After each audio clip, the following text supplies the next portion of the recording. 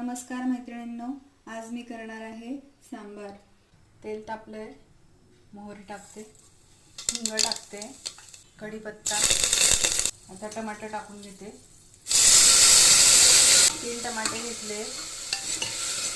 टमाटे लवकर मऊ हवे म्हणून मी चवीनुसार मीठ टाकते।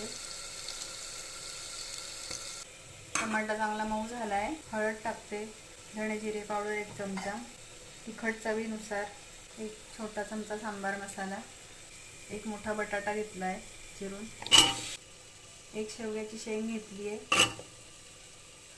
आणि अर्धी वाटी तुरीची आणि मसुरीची डाळ भिजवून घेतली ती टाकते। पाणी टाकते, चवीनुसार साखर, 1 चमचा कोकम आगळ टाकते।